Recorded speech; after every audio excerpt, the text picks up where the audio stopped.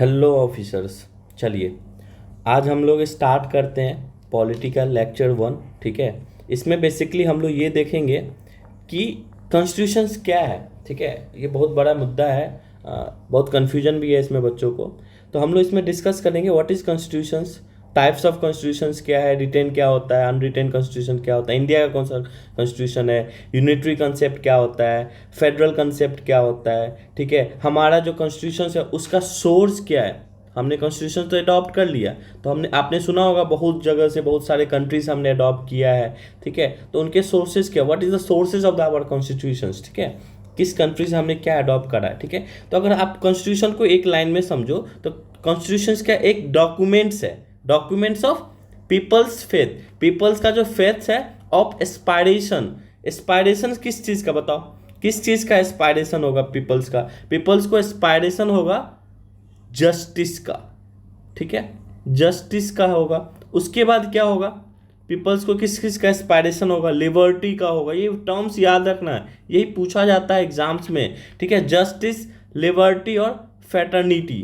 ठीक है, ये टर्म जो है ना ये एग्जाम में पूछा जाता है। तो अगर आपसे पूछा जाएगा what is constitution, constitution is nothing but a documents, documents of people's faith of aspiration. Aspiration किस चीज का, पीपल्स का एस्पायरेशन क्या होगा, जस्टिस होगा, लिबर्टी होगा, फेटर्निटी होगा। और उसके बाद आप ये समझो कि अगर कोई एक लॉ है या फिर लॉज है, अगर वो out of the frame of the constitution होगा, कॉन्स्टिट्यूशन को अगर वायलेट करेगा तो वो ऑलरेडी नल और वाइड होगा। अगर कोई ऐसा टर्म्स है जो क्या करेगा कि जैसे आपने देखा होगा 2015 में गवर्नमेंट ऑफ इंडिया ने, पार्लियामेंट ने एनजेक एक बिल लाया था for the appointment of what, appointment of जजेज। तो जज का अपॉइंटमेंट का तरीका बदलने के लिए एनजेक एक बिल लाया था। ठीक है, उसको सुप्रीम कोर्ट ने क्या बोला कि ये अनकॉन्स्टिट्यूशनल है, क्योंकि ये एनजेक क्या कर रहा है, कॉन्स्टिट्यूशन के बेसिक स्ट्रक्चर को क्या कर रहा है, वायलेट कर रहा है। ठीक है, बेसिक स्ट्रक्चर को वायलेट कर रहा है, इसलिए क्या है, नल और वॉइड है। ठीक है, तो समझो इस बात को। ठीक है, हम देखें कि जज कैसे अपॉइंट होते हैं, जज का केसेस क्या होता है, 1983 का केसेस क्या था। ठीक है, उसके बाद जो भी केसेस आया, 3 जज केसेस जो है वो क्या है, उसके बीच में डिफरेंसेस क्या है, कलिजम सिस्टम क्या होता है, फर्दर हम लोग देखेंगे। बाकी अभी जो हम लोग देख रहे हैं उसको हम लोग फर्दर देखते हैं। ठीक है, उसके बाद ये 3 टर्म जो है ना, ये 3 टर्म एग्जीक्यूटिव, लेजिस्लेटिव, जुडिशरी, इसके बीच का डिफरेंस आपको बहुत जरूरी है जानना। एग्जीक्यूटिव कौन होते हैं, ऐसे लोग जो आपके कहां बैठ, सबसे पहले समझो लेजिस्लेटिव। अगर आप पीएम बनाते हो तो आप किसको चूज करते हो, एमपी को ना, पीएम को तो नहीं चूज करते हो। पीएम मतलब प्राइम मिनिस्टर, एमपी मतलब मेंबर ऑफ पार्लियामेंट। तो ये जो मेंबर ऑफ पार्लियामेंट है आपके लोकसभा के, मान लो लोकसभा के, वो कहां जाके बैठते हैं, वो पार्लियामेंट में बैठते हैं। तो दे आर लेजिस्लेचर। उस लेजिस्लेचर में कुछ लोग जो होंगे वो एग्जीक्यूटिव होंगे। तो लेजिस्लेचर कौन होते हैं, वो होते हैं लॉ मेकर। ध्यान रखना, ये टर्म पूछा जा सकता है। कौन होते हैं, बैठ के लॉ मेक करते हैं, लॉ बनाते तब तो उसको पास करते हैं, दोनों हाउस ऑफ राज्यसभा लोकसभा से पास होता है। ठीक है, एग्जीक्यूटिव कौन होते हैं, ये लॉ को इंप्लीमेंट्स करते हैं, लॉ को क्या करते हैं, इंप्लीमेंट्स करते हैं, इंप्लीमेंट्स ऑफ लॉ। ठीक है, अब समझो बात, एग्जीक्यूटिव क्या मिनिस्टर्स होंगे, yes minister is executive, cabinet ministers भी होंगे। और एग्जीक्यूटिव अगर आप देखोगे तो ब्यूरोक्रेट्स को भी बोला जाता है, क्योंकि अपने अपने डिस्ट्रिक्ट में या अपने अपने एरिया ऑफ, जो उनका एरिया है उसमें वो क्या करते हैं, लॉ को इंप्लीमेंट करते हैं। ठीक है, अब देखो जुडिशरी क्या है, ये तो बहुत आसान है, जितने भी जजेस हैं, ठीक है, वो जुडिशरी है, यही जजमेंट देते हैं। ये क्या होता है कि ये जजमेंट देते हैं कि क्या है, नहीं है। ठीक है, सुप्रीम कोर्ट कौन है, supreme court is guardian of constitution. Constitution का सुप्रीम कोर्ट कौन है, गार्जियन। ये जो मैं मुंह से बोल रहा हूं लिखते चलो। ठीक है, चलो अब देखो ध्यान से, टाइप्स ऑफ कॉन्स्टिट्यूशन देखते हैं। 2 तरह का कॉन्स्टिट्यूशन है, एक होता है रिटेन कॉन्स्टिट्यूशन, एक रिटेन कॉन्स्टिट्यूशन होता है, एक होता है अनरिटेन। रिटेन क्या होता है, सिंगल डॉक्यूमेंट्स होता है। रिटेन को हम लोग क्या बोलेंगे, सिंगल डॉक्यूमेंट्स बोलेंगे। इस चीज को ध्यान रखना, क्या इंडिया का रिटेन है कॉन्स्टिट्यूशन या अनरिटेन है। इंडिया और यूएस का क्या है, रिटेन कॉन्स्टिट्यूशन है, इस बात को ध्यान रखना। और इसमें क्या होता है ना, रिटेन में क्या होता है कि जो लॉ होते हैं ना वो कॉडिफाई होते हैं, कॉडिफाइड इनटू अ सिंगल डॉक्यूमेंट। अभी बात किया था, डॉक्यूमेंट क्या होता है, constitution is a document, single document. इनके जो लॉ होते हैं वो सिंगल डॉक्यूमेंट में कॉडिफाई किया रहता है, ठीक है। और देखोगे कॉन्स्टिट्यूशन के ऊपर अपने अपना आर्टिकल्स जब पढ़ेंगे तब देखेंगे पार्ट 1 क्या होता है, पार्ट 2 होता है, ऐसे पार्ट वाइज होता है, ठीक है, कॉन्स्टिट्यूशन ऑफ इंडिया भी। और सबसे पहला बात ये रिजिडिटी होता है, एक साथ पढ़ो, अनरिटन फ्लेक्सिबिलिटी होता है। क्यों फ्लेक्सिबिलिटी होता है कि यूके और न्यूजीलैंड में क्या होता है, यूके मतलब ब्रिटेन, ठीक है, ब्रिटेन जो हम पे राज किया था, ठीक है।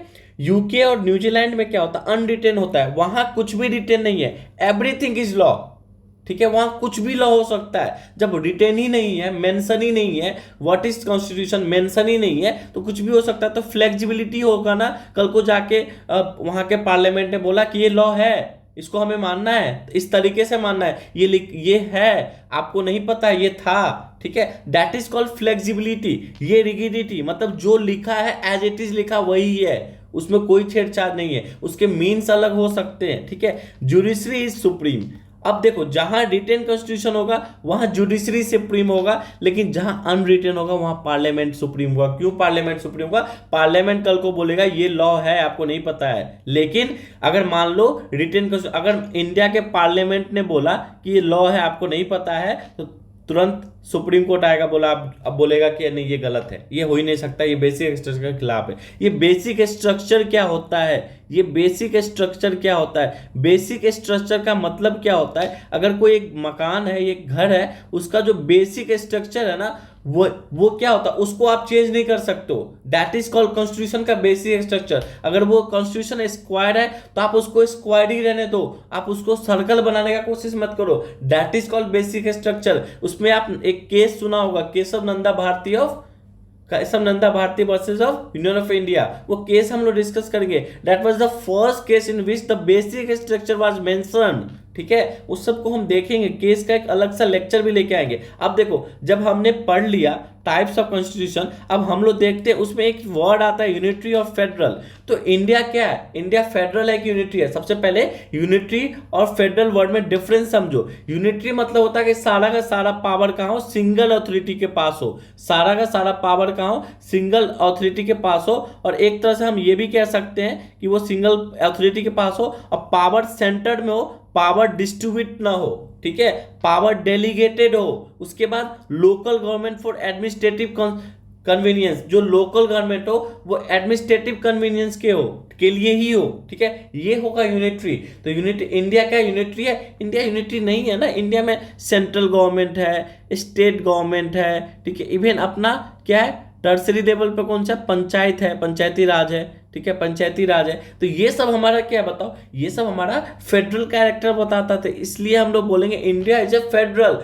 उसमें भी इंडिया के लिए फेडरल वर्ड नहीं यूज किया जाता है, इंडिया के लिए क्वासी फेडरल यूज किया जाता है, क्योंकि इंडिया कभी कभी क्या करता है, फेडरल कैरेक्टर भी करता है, कभी कभी यूनिटरी कैरेक्टर भी करता है। अगर नॉर्मल सर्कमस्टांसेज है, अभी नॉर्मल सर्कमस्टांसेज है, तो इंडिया फेडरल कैरेक्टर का होता है, फेडरल नेचर का, मतलब स्टेट भी अपना काम कर रही है, सेंट्रल भी अपना काम कर रही है और लोकल गवर्नमेंट भी अपना काम कर रही है। लेकिन एबनॉर्मल सर्कमस्टांसेस कब होता है, जब इमरजेंसी लग गया। आपने पढ़ा सुना भी होगा, कम से कम नहीं पढ़ा होगा, मान लो नेशनल इमरजेंसी होता है, प्रेसिडेंशियल इमरजेंसी होता है, फाइनेंशियल इमरजेंसी होता है, क्या होता है बाद में समझेंगे। इमरजेंसी समझो, इमरजेंसी मतलब ऐसा सिचुएशन जो नॉर्मल ना हो, that is called abnormal situations, ठीक है। उसमें क्या होता है, सेंट्रल गवर्नमेंट के पास ज्यादा अथॉरिटी होता है। तो यूनिटरी मतलब क्या होता है, सेंट्रल गवर्नमेंट के पास अथॉरिटी हो, that is called unitary nature. लेकिन नॉर्मल सर्कमस्टांसेस में फेडरल होता है। चलो हम लोग डिफरेंसेस देख रहे थे। यूनिटरी क्या बोलता है, power of a particular period of time, it can be revoke any particular time, किसी भी टाइम इसको रिवोक में तो हटाया जा सकता है, ठीक है। फेडरल क्या बोलता है, फेडरल यूएसए जो है ओल्डेस्ट फेडरल कॉन्स्टिट्यूशन है, ये बात ध्यान रखना। 5 टेस्ट ऑफ फेडरल टेस्ट, क्या कि कोई कंट्री जो है वो फेडरल नेचर का है कि नहीं, उसकी 5 टेस्ट है। देखो डिस्ट्रीब्यूशन ऑफ पावर है कि नहीं, डुअल गवर्नमेंट, इंडिया में तो टर्सरी गवर्नमेंट भी है, इसलिए इंडिया फेडरल है। देखते चलो, इंडिया में रिटेन कॉन्स्टिट्यूशन है, हमारा रिटेन कॉन्स्टिट्यूशन है, बाबा साहब ने लिखा था। Supremacy of the constitution, supremacy भी है कॉन्स्टिट्यूशन का। रिजिडिटी है, बिल्कुल रिजिडिटी है, ठीक है। To change this the constitution joint act of both centre. देखो कभी कभी क्या होता है, अगर हमको कॉन्स्टिट्यूशन में बहुत बड़ा बदलाव करना है, उसका जो इफेक्ट है वो सेंट्रल गवर्नमेंट और स्टेट गवर्नमेंट पे पड़ेगा। तो हमें क्या करना पड़ेगा, वो चीज जो है ना सिर्फ पार्लियामेंट से बिल पास नहीं होगा, हमें स्टेट गवर्नमेंट से भी बिल पास कराना पड़ेगा, उनके जो लेजिस्लेटिव असेंबलीज है वहां से भी बिल पास होगा, half of the state, more than half of the state. ठीक है, ये समझो, इस टर्म को हम लोग रिपीट करें जब उस टॉपिक पे जाएंगे। ठीक है, independence of the judiciary, India के जुडिशरी इंडिपेंडेंट है, किसी पे डिपेंडेंट नहीं है। वो कोई भी लॉ लेके आ जाओ, पार्लियामेंट कोई भी लॉ लेके आएगा,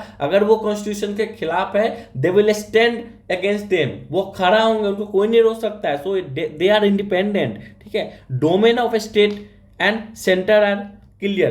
क्या स्टेट का डोमेन क्या होगा? डोमेन मतलब यहां समझो, डोमेन का मतलब होता है पावर, कार्य क्षेत्र। पावर मतलब स्टेट का क्या डोमेन है, सेंट्रल का क्या डोमेन है। तो आपने क्लास पक्का 9-10 में पढ़ा होगा तीन चीजें। ठीक है, आर्टिकल 246 क्या कहता है? आर्टिकल 246 बोलता है कि इंडिया का 3 लिस्ट है, union list, state list, concurrent list. अब बात को समझो, यूनियन लिस्ट को सेंटर एक्सरसाइज करता है, इसमें जो जो टॉपिक मेंशन है उसकी पावर सेंट्रल गवर्नमेंट के पास है, मोदी साहब के पास है। ठीक है, स्टेट लिस्ट क्या होता है? जितने भी स्टेट है इस चीज पे वो लॉ बनाएंगे।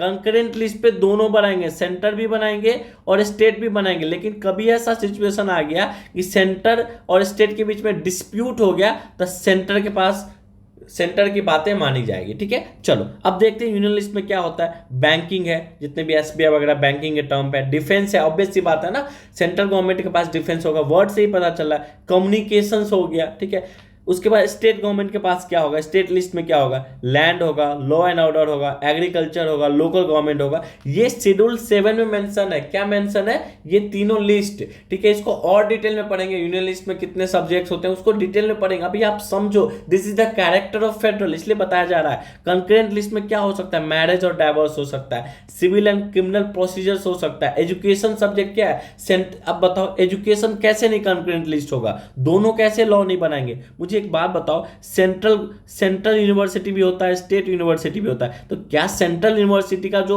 सब्जेक्ट है, उनके जो लॉ है, क्या वो स्टेट गवर्नमेंट बनाएगा? इसलिए education is the concurrent list. तो समझ रहे हो बात? ठीक है, अब समझो इंडिया का जो कॉन्स्टिट्यूशन है उसके क्या फीचर्स है। मैं इंडिया का बात कर रहा हूं, इंडिया में सिंगल कॉन्स्टिट्यूशन है, यूएसए में सिंगल कॉन्स्टिट्यूशन नहीं है। बात समझो मैं क्या कह रहा हूं, features of Indian federalism.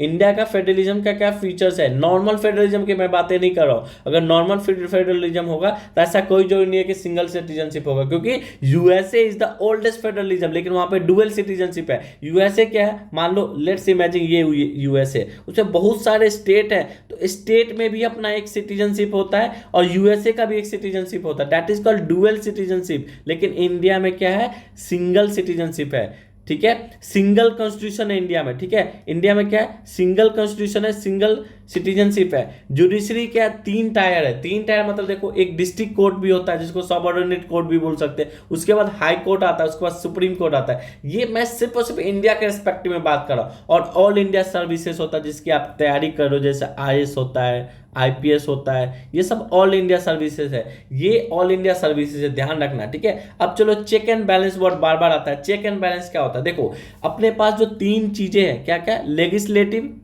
Judiciary और एग्जीक्यूटिव, ये एक दूसरे को चेक एंड बैलेंस करता है कि वो अपना काम ठीक से कर रहा है कि नहीं। अगर मान लो पीएम मोदी अच्छे से काम नहीं करेंगे, उनके जो एग्जीक्यूटिव है अच्छे से काम नहीं करेगा, विश्वास उठ जाएगा, तो नो कॉन्फिडेंस मोशन लग जाएगा। ठीक है, no confidence motion. No confidence motion मतलब लेजिस्लेटिव बोलेंगे आप काम नहीं कर रहे हो, हम आपका सपोर्ट नहीं करेंगे, क्या होगा? गवर्नमेंट गिर जाएगी। तो क्या हुआ? लेजिस्लेटिव ने एग्जीक्यूटिव को चेक करा। तो यहां समझो, देखो सुप्रीम कोर्ट किसको चेक करेगा? लेजिस्लेचर को। क्यों? लॉ बना रहा है ना। एनजेक के टाइम में भी बताया कि अगर एनजेक एक लॉ बना, एनजेक क्या? नेशनल जुडिशियरी अपॉइंटमेंट कमीशन था। ठीक है, उसमें क्या हुआ था? उन्होंने बोला कि हम बताएंगे कैसे अपॉइंट करना है। ठीक है, तो उसको सुप्रीम कोर्ट ने बोला यहाँ इनवैलिड है। तो सुप्रीम कोर्ट ने किसको चेक करा? सुप्रीम कोर्ट ने लेजिस्लेचर को चेक करा। ठीक है, लेजिस्लेचर किसको चेक करेगा? प्रेसिडेंट को चेक करेगा। ध्यान रखना, president is a part of educative, अभी बात करेंगे। ठीक है, लेजिस्लेचर और एजुकेटिव किसको चेक करेगा? सुप्रीम कोर्ट को। सुप्रीम कोर्ट को भी चेक करेगा, ऐसा नहीं है सुप्रीम कोर्ट कुछ भी कर सकता है। ठीक है,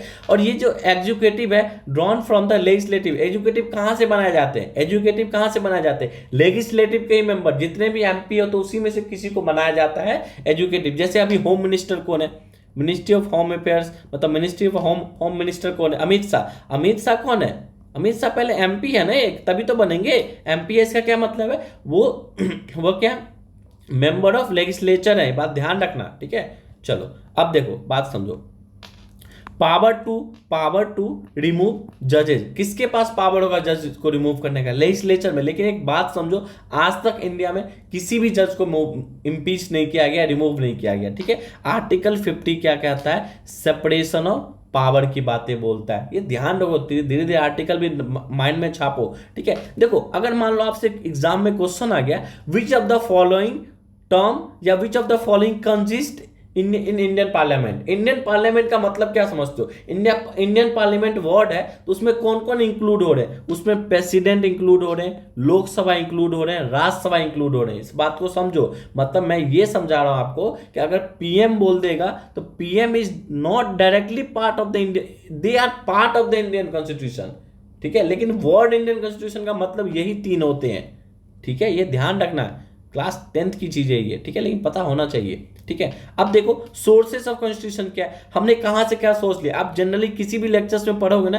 तो सबसे पहले 1935 बताया जाता है, ठीक है, फिर ब्रिटिश बताया जाता है, फिर यूएस बताया जाता है। मैं सबसे पहले ऊपर जापान बताऊं, क्योंकि इसको कोई याद नहीं कर रखता है और यहीं से क्वेश्चन आता है। तो जापान से हमने क्या लिया?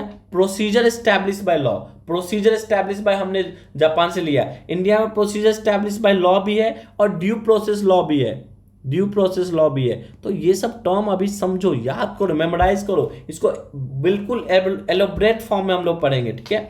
चलो, Weimar constitution of Germany. Germany से हमने क्या लिया? Suspension of fundamental right. Fundamental right को हम लोग सस्पेंड कर देते हैं ड्यूरिंग इमरजेंसी। मान लो इमरजेंसी है, ठीक है, ऐसा सिचुएशन है, देश का हाल बुरा है, तो तुम क्या बोलोगे? मेरा फंडामेंटल राइट है कि मैं मूव करूं, स्ट्रीट पे, रोड पे घूमूं। वो क्या बोलेगा? नहीं, अभी तो इमरजेंसी है। तो उस समय में हमारा जो फंडामेंटल राइट्स है उसको हमसे छीन लिया जाता है। फंडामेंटल राइट टॉपिक बहुत बड़ा है, उससे क्वेश्चंस डेफिनेटली हर एक एग्जाम में आता है, उसको हम अलग से पढ़ेंगे। ये हमारा लेक्चर फर्स्ट है, हम सिर्फ कॉन्स्टिट्यूशन पढ़ रहे हैं, कॉन्स्टिट्यूशन समझने का कोशिश कर रहे हैं, डोंट वरी अबाउट दैट, ठीक है। हमने कनाडा से क्या लिया है? ठीक है, कनाडा का भी इशू भी चल रहा है। कनाडा से हमने क्या लिया? फिर भी हमने लिया है फेडरेशन ऑफ स्ट्रॉन्ग सेंटर। हमारा सेंटर स्ट्रॉन्ग है, देन स्टेट गवर्नमेंट से ज्यादा सेंटर गवर्नमेंट स्ट्रॉन्ग है। जो रेसिड्यूरी है, रेसिड्यूरी मतलब रेसिड्यूरी पावर, ऐसा पावर ना वो स्टेट लिस्ट में है, ना सेंट्रल लिस्ट में, ना कंकरेंस लिस्ट में, ऐसा कोई पावर वो किसके पास होगा? सेंटर के पास होगा, ठीक है। अपॉइंटमेंट ऑफ गवर्नर, गवर्नर का अपॉइंटमेंट कौन करता है? सेंटर, ठीक है।